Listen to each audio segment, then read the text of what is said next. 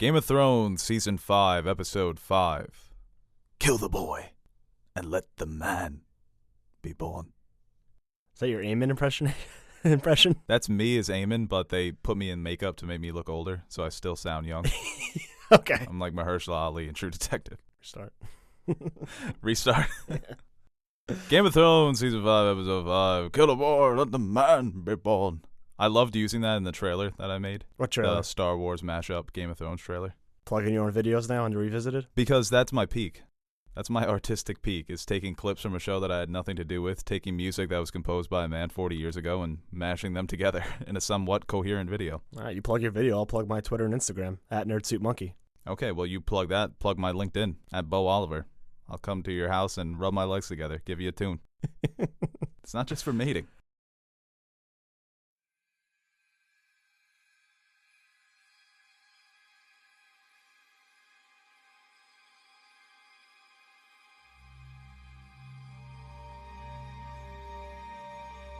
And this episode begins with the disappointment that the last episode left off with, the death of Sir Barristan, and I think we should hold a moment of silence for the Barristan the Bold.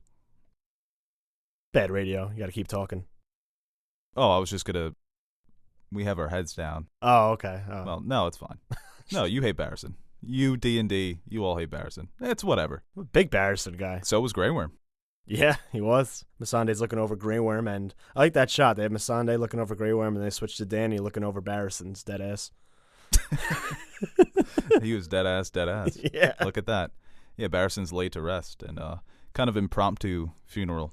And it is very sad. We talked about it the last episode. It's a character that you don't want to see go as a fan because he's one of the most honorable men in the country. And to see him serving with Daenerys, it's great in the book, it was great in the show, and it's a final goodbye. Well, yeah, she even says he, came halfway across the world to serve her, and now he's dead. Yeah, the way she's describing it, she sounds like a fan who's upset. He was a loyal friend.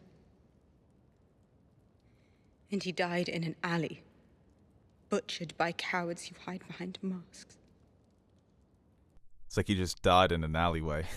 Ignoble death. Yeah. It's like, okay, a little meta there. But it kind of inspires her to make this next decision. And people like to point to this and say, oh, Daenerys is the Mad Queen. The Mad King was burning people alive because he wanted to bang his best friend's girlfriend. Because Tywin Lannister was getting the respect that he wasn't, and it just drove him mad. Daenerys is doing this because one of her best friends was murdered by a bunch of terrorists. So I think it's a little different.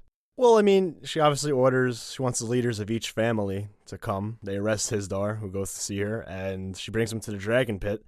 But didn't you already murder the leaders of the family in front of everybody and hang them on a fucking crucifix style, pointing like they did to the girls? And now you're going to redo it again? These are all the people. These are the VPs that took power. Yeah, but it's all the sons of now the other family. No, yeah, she's doing it again. And I think it's funny because she's doing what Barristan told her not to do. Yeah, but it's like, what did this guy do? She kind of just picked one and threw him at the dragon. Well, it's like she says, she doesn't know who's innocent, who's guilty there, but it doesn't matter because this could be you. What if that was like today? There's a murder going on. I don't know who's innocent or who's guilty. You. Martial You're law, going to man. jail. Hey, some countries, that's how they do it. Yeah, true. Kind of in this country. But, I don't know. I can't say that she's going Mad Queen because... Oh, no, I'm not saying that. I'm just... While I was watching it, I'm like, Well, I do get mad when people are constantly complaining. Like, if you watch this video on YouTube, the comment section is brutal. You want to check her impulses. I think that's what Tyrion says in Season 7, that she keeps people around her that will keep her from doing things like this. Because you can become a bit obsessed. Is it a poor decision? Yeah, but... It's coming from a place of wanting to serve justice. I just picture that guy like, all right, my dad was an asshole. He had all these things. I'm bringing a new light to our family. I'm going to change things around here. No more. We're going to do things the right way. I love the Queen Daenerys. We're really going to set things going. Oh, hey, look, it's the Unsullied. The dragons are cute. He's cute, Viserion. I don't know. I just find them cute, I like when she talks about them like they're her children. Like, this woman's out of her fucking mind. She's like the cat lady. Yeah, she really is, with big-ass dragons. And Hizdar going out like a gangster. So who's next? Laodicis Osinis.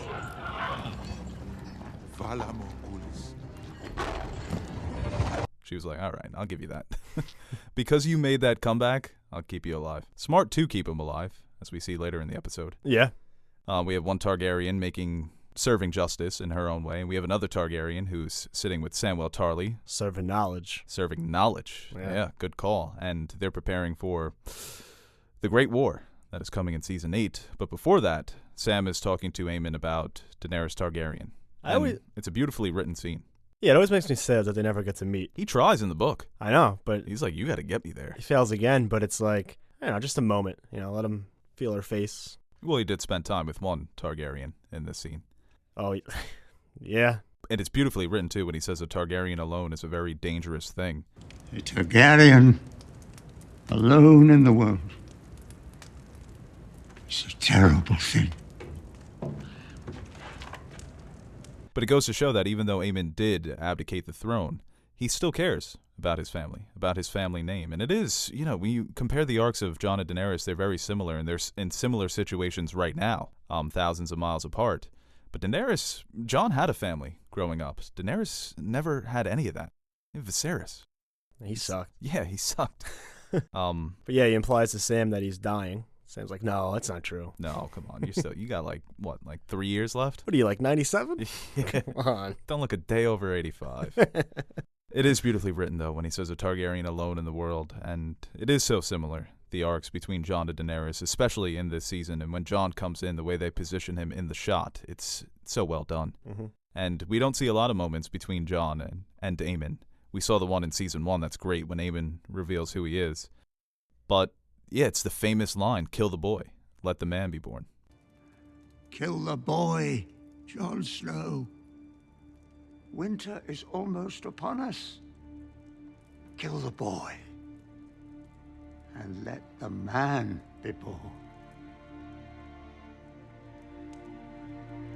Jon comes to him for advice because he's thinking about getting the wildlings and bringing him through the wall, and he doesn't even know what he was asking. He says, do it. 50% of people already hate you, so just do what you feel is right. Yeah, it's similar to what Thorne told him during the Battle of the Wall in Season 4, that you have to stick to your guns no matter what the decision is. And that line when he says half the men will hate me for it, it's like half the men already hate you, so you have to stick to your guns. And I'm sure Aemon, if he even explained it, Aemon probably would have agreed with him. And this scene with Jon talking to Tormund, this is somebody that he's going to need on his side. And Tormund is more willing to listen than somebody like Mance Rayder. Maybe because he wasn't in the leadership position and he sees an opening that needs to be filled. Yeah, and Jon tells him they kind of want to join an alliance. And, Tormund's always liked Jon, so I think it's an easier decision to make if it was someone like Alistair Thorne, if, the roles were reversed. But I kind of like how he's, kind of takes a dig at him. He's like, well, I'm in change. And then Jon fucking takes the change off and is like, all right, what now? I love that exchange. Tormund's looking at him like, okay. Gangster, yeah. Just chokes him to death. Yeah. Well, didn't think that through. Jon's ghost floating above him. Yeah, and Tormund, like you said, they had a good rapport together. Mm-hmm. They had a good relationship. And it sets up Hardhome. Tormund tells him that most of the wildlings are at Hardhome, but they need to hear it from you. Mm-hmm. Because the way it happens in the books is not as cool as we're going to do it in the show. Yeah. You're going to be there. Yeah. And it's going to be awesome. And the meeting with the Night's Watch, when Jon is giving his command that he is going to let the wildlings through the wall. I always hate scenes like this in movies because the character that I'm rooting for never makes the point to its point, you know? Yeah. I'm like, just get to it, Jon. Dude, there are White Walkers out there. Do you want to add 100,000 people to the army of the dead? Case closed. I like the groaning in unison. It's kind of like South Park whenever they're like, oh, rabble, rabble, rabble, rabble, rabble. Yeah. It's literally like a town hall hosted by Chris Christie or something like that. No, it's CNN town hall hosted by Jake Tapper. Those get rowdy. Ken Bone. R.I.P. Did he die? I don't think so. I believed you for a second. Yeah. It sounds like something that might have happened. Yeah. Ken Bone died. Yeah. Stannis, always the you don't speak in improper grammar around Stannis. He'll correct you, even if no one can hear him correct you. Right, he's the grammar Nazi, and I love it. Let them die. We got our own to worry about. Less enemies for us. Fewer. What? He's watching all these people like, these people are... It's like me watching CNN town halls. A bunch of knuckleheads. Like we say all the time in Marine, it's going to take generations to make this change permanent. Yeah. Because it is tough. A lot of these men haven't seen the White Walkers. Well, yeah, it's just a recency bias, too. They just had a fucking battle against them, and they killed half their brothers. One of them makes a point, but look at Olly. They killed his whole village. They killed his family. They killed Gren. They killed Pip. It's a little close to home. Yeah, and it sets up Olly's betrayal at the end of the season when he brings Jon Snow his dinner, and he says, if you have anything to say to me, say it. And that's why I do defend Olly, because he is a child, and when everybody you've ever known was slaughtered by these people, he's a kid. I could forgive Olly, I can't forgive the adults. The adults should know better, but Olly, he does have an annoying face, so that doesn't... Yeah, he's always, like, moping around. If he was like Jacob Tremblay, what do you think about this scene with Pod and Brienne? This is where it starts getting... Yeah, it's... a little iffy. You know, Pod goes like, oh, maybe she's safe. And this happened like 4 times already this season where Pod's like, oh, maybe, you know, we don't have to do this. Brienne's like, no, she's not safe. Yeah, she's scouting around. She's talking to the locals, seeing if, trying to get a message to Sansa. And it's kind of a nice moment the guy brings up. Yeah, I was here with Ned, his father, before him, and all that good stuff. I do love the weight that the Stark name still holds. Yeah, with the common folk. There's a great line in the book, I forget what book it is, but I forget what chapter it is. I think it's Feast for Crows. They talk about how you could just walk down the street. A young boy or a young girl could walk down the King's Road with nobody protecting them, knowing that a Stark was ruling in Winterfell, they'd be safe. But now with the Boltons, it's just the Wild West. So people long for that type of society, even though it's only been a couple of years. The North was great under the Starks. Maybe Sansa can make it great again. Yeah, it's nice. You know, it's Brienne, she's trying to help. She had the oath with Catelyn, so.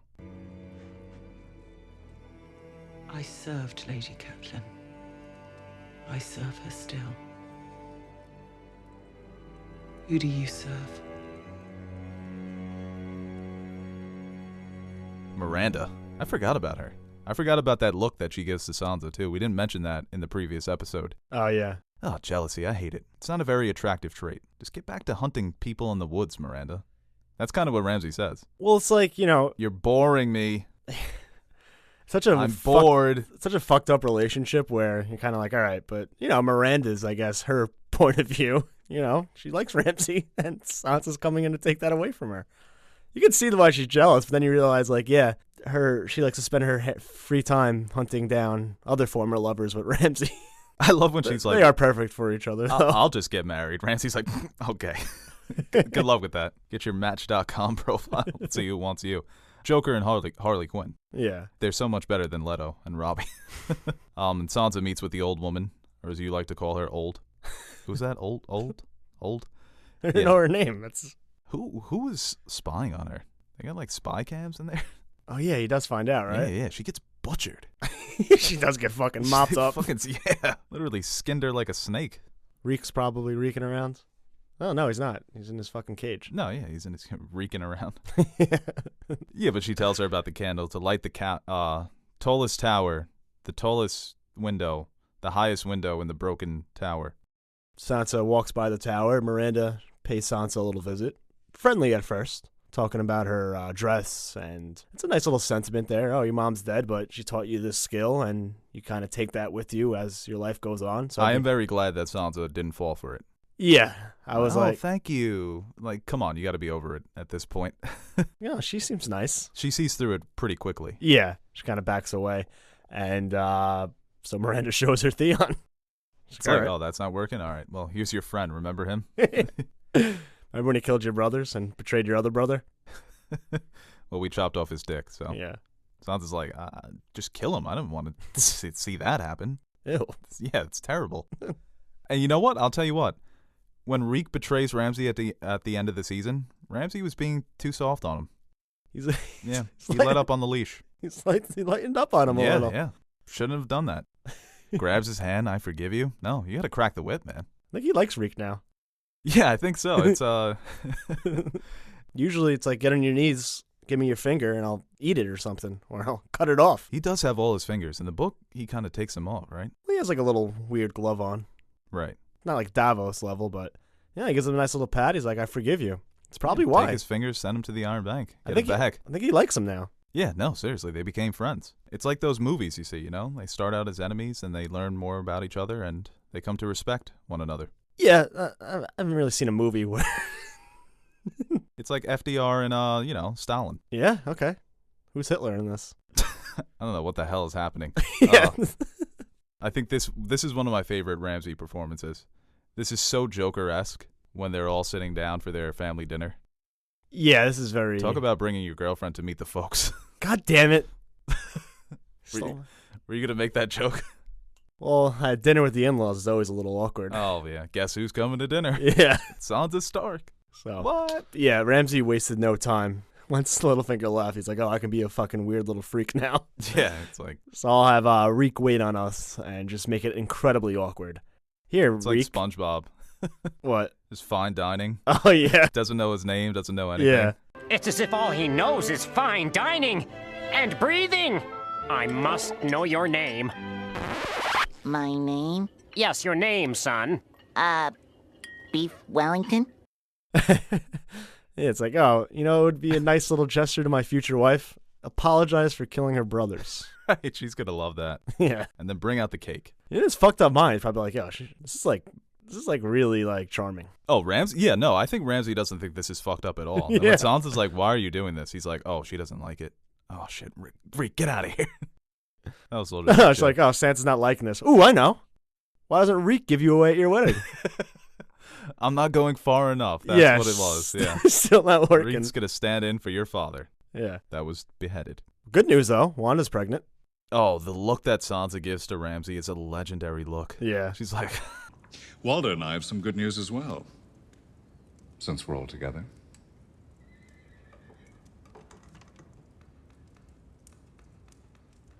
We're going to have a baby. oh, wasn't expecting that, big boy. I'm very happy for you. Well, I don't know why he's so jealous. Once he marries Sansa, he's good. Yeah, it is weird. I don't know. Roose kind of rubs it in too, though. Based on the way that she's shaped, we're having a boy. Ramsay's like, okay, that's a weird flex, but okay.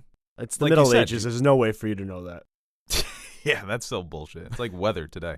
And weather back then, too. They're even worse. It's weather, the constant. I mean, I guess he is taking her name, and we said this last episode. Very progressive. Ramsay Stark. Oh, boy, that's bad. You want to be a Stark. Yeah, well, if he takes her name. Bolton Stark. No, it'd be Ramsay Bolton. I don't know. Maybe they split the North. What, are they getting divorced? East, West. Yeah, Bolton Stark. They both, rule. Hyphen? Hyphen. Okay. Hyphenate the North. It's such a fucked up conversation between Roose and Ramsay. Yeah, it's like, because we were talking, well, Ramsay is obviously worried about his position when the new baby is born, and he kind of like implies like, oh, once he's born, then you won't need me anymore. And Roose is like, I know what'll cheer his spirits up. I'll talk about how I basically... I remember when I'm you trying were to put it in like a, not like a better terms, but... It's a horrifying story. Yeah, we were talking about... And it's supposed to be charming. It's supposed to be a nice moment between father and son. It's like, oh, so that's where he gets it from. Dad stuff, right? But... Can't spend a godly dinner with my boy. It's interesting, too, because I think we were talking about it in one of the previous ones, how Roose is more practical and, he did stuff to, obviously killing Robb. We hate him for doing that, but it was for his own personal gain. And good move. More ambition-based. But this kind of reminds me, oh, yeah, he's fucking evil, too. Yeah. I mean, he's brutal. They got married without my consent, so I killed him. The story is just so messed up, but the end of the story, when I saw that face, I knew you were my boy. And Ramsay starts getting choked up. Like, Daddy? Runs into his arms. And the conversation goes to, Stannis is coming to kill us. You want to help me kill him? He's like, fuck yeah. I see it a lot in movies when it's, when a character has like an estranged parent and they show him the littlest amount of attention and all of a sudden they're back on. It's kind of like, did you see Ozark? No. It's kind of like they have a storyline like that. When the dad comes to jail, he comes back and she's all for daddy even though he's a fucking piece of shit. Yeah. It's kind of one of those. We see it all the time. Yeah. They don't really resolve the whole son issue. It doesn't really go into that, but... Like, I'll kill him later. Yeah. And then the scene switches to Stannis. And it's Sam and Gilly at first, and Gilly is feeling a little self-conscious here, Are these all the books in the world? No, you idiot. I mean, come on, Gilly. Come on. She's got to be better than that, right? There was probably a book or two at Craster's. I doubt that. I don't think Craster was a book guy. No. Movies. Yeah. Craster had the TV going. I do love the way she kind of runs away. It's kind of cute when Stannis comes down. It's like, it's the king. I have to get out of here. Great conversation, though. Yeah, he brings up Randall Tarley. Yeah. And... I'm a big Randall Tarley guy. Oh, it's a good name. Hell yeah. No dick on, though. But Sam, he inquires about how Sam killed the White Walker, and he tells him it was via dragon glass. And Stannis is like, oh, got a bunch of that back at the old crib. Maybe you guys can use it in later seasons. No, it's fine. We'll get it later. That is funny because Stannis, on one hand, he's trying to take the Iron Throne, but he also knows of the threat north of the Wall. And I understand that you can't have the Boltons ruling the North if you want to take care of this threat. Are they even looking south after he takes Winterfell? If he ever did take Winterfell, at that point you just rally the North, right? And you just try to parlay with who's ever on the Iron Throne at that point. Then you would have Sansa too. He doesn't know that, but right. And Stannis tells Sam to keep reading, trying to figure out. And I kind of like this because, great line. Yeah, it's like I kind of wanted to see Stannis take Winterfell and then go back and join Jon and fight the White Walkers. Because even later in the episode, like their relationship is pretty awesome. Yeah, the goodbye. It's as close as Stannis could get as saying "I love you." When he goes through the whole thing about Sam, oh, you don't look like a soldier. Your father was a great soldier. He was the only one to defeat Robert Baratheon in battle. He's got soul, but he's not a soldier. Right. Well, he says, I respect what you're doing. Keep reading. Keep gaining knowledge because you have value here. Mm-hmm. And I think besides, Sam's friends, Jon, Aemon, that's the first time somebody of stature has shown Sam respect. And I found that really cool for Samwell Tarly. One of my favorite characters. Keep reading, Samwell Tarly.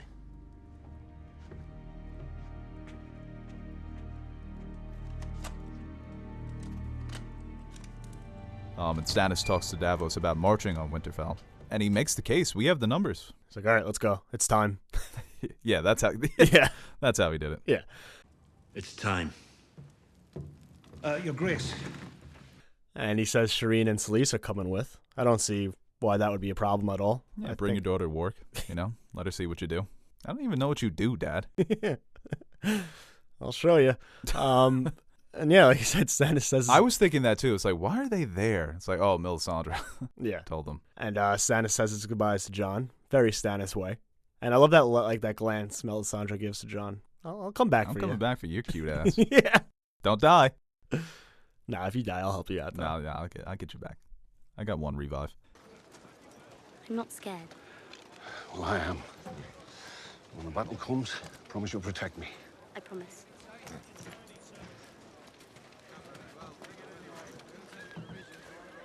Back in Marine, Grey Worm finally awakens and he discovers that Sir Barristan succumbed to his injuries. And he feels ashamed. He feels ashamed because he feels like he failed his men. He feels like he failed Barristan. And he admits that he was scared that he would never see Missandei again. Yeah, that was some cute-ass shit. I wrote that in my notes. That's some cute-ass shit. Grey Worm is kind of adorable. And he's like, I wasn't feared dying. I feared never seeing Missandei again. I'm like, oh. He uses that again in Season 7. Yeah. And it works. I'll give him that.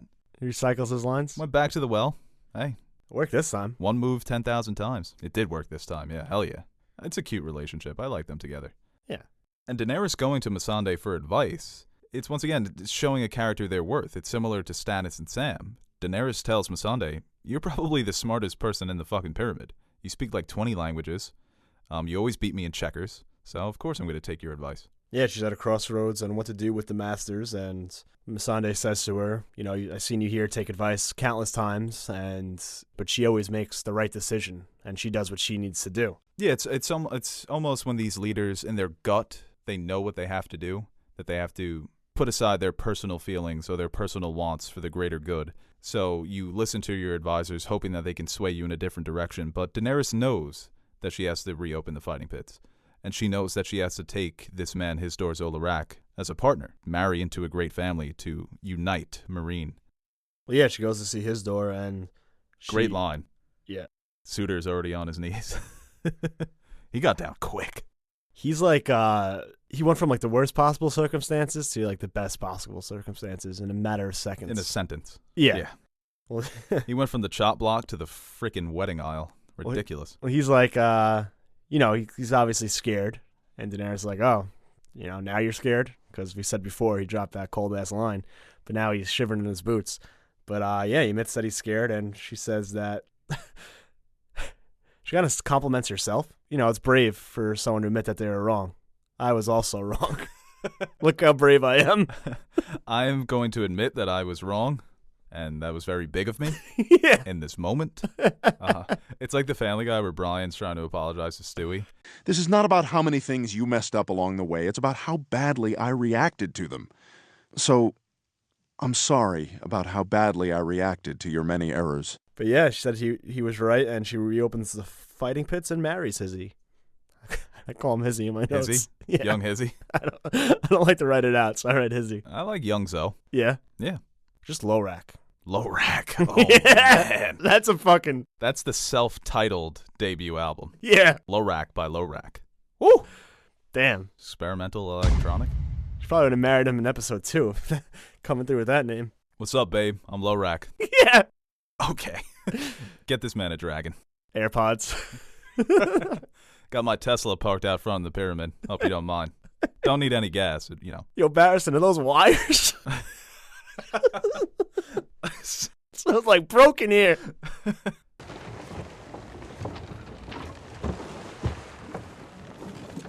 I know where we are. You're taking us through Valyria. My favorite scene of the episode, the ending.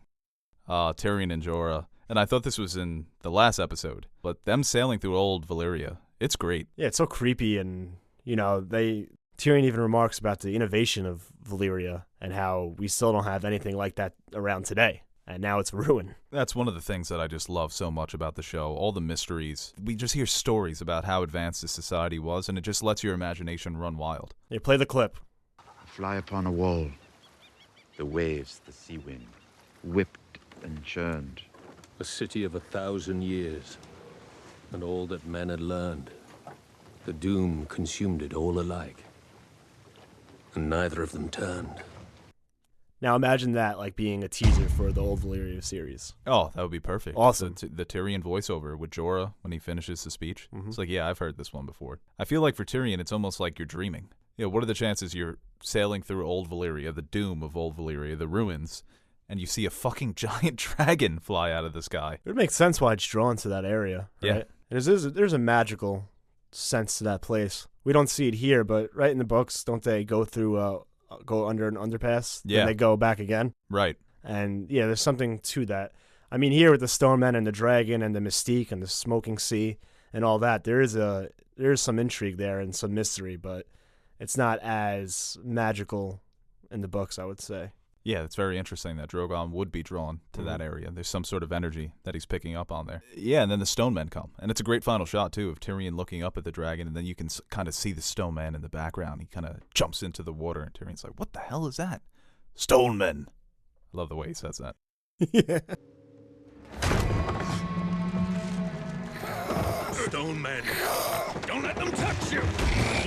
Yeah, and it's a change. We've talked about it before. Character Jon Connington is the one who gets touched by one of the Stone Men, and he's the one with grayscale. And it's more interesting in that way because Jon Connington is in a race against the clock, literally. Yeah. With as it pertains to young Griff and this disease. With Jorah, it's just like, remember that thing in the book? He's got it. Yeah, and he gets peeled off by Sam. Yeah, it amounts to nothing. You made that point a couple of episodes ago. It's just a nothing thing. That was a good point by me. Oh, it was a great point. Yeah, one of your best, Yeah. I would say. Yeah. That's what they're saying on Twitter. Yeah. It's a fun battle. Yeah. It makes you a little anxious. You don't want to get touched. And they wind up on the island, and I guess that's on contact, man. Shit's fucking shows quick. Yeah, there's also a lot of theories in the book of why Tyrion doesn't get it, because he kind of like... It's when like he's the water. underwater- Yeah. The water, and I don't know. I remember reading in the book, I was like, oh shit, he doesn't get it, right? So that would have been terrible. That'd suck. Yeah. But you made the point too, I think it was like a season 6 review. If you guys ever want to go back and watch them, I'd advise against it. You just chop off the arm right there. Oh, yeah, hands off. 127 hours. Or just peel. Like, it's a little bit, you know? Well, then you get it on the finger. It's like the tape that you keep sticking everywhere. Eventually, you just got to get somebody else to do it. Yeah.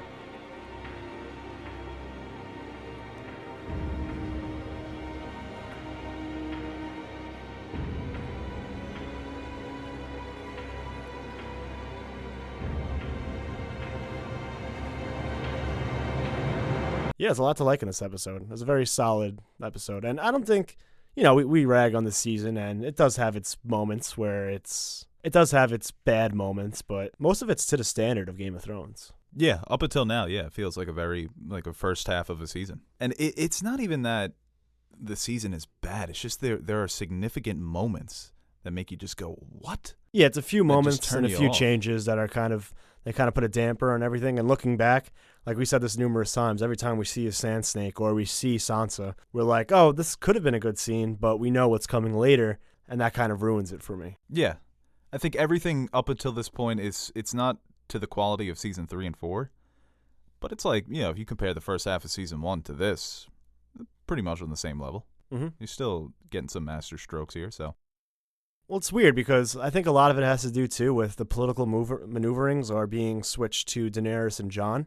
Mm-hmm. And they don't have the capability to play the game like a Tyrion, where you can be a little shady and a little dishonorable, and that's what made it so great, him going behind everyone's back and playing his game and throwing people under the bus, where Jon and Daenerys are very upfront about it.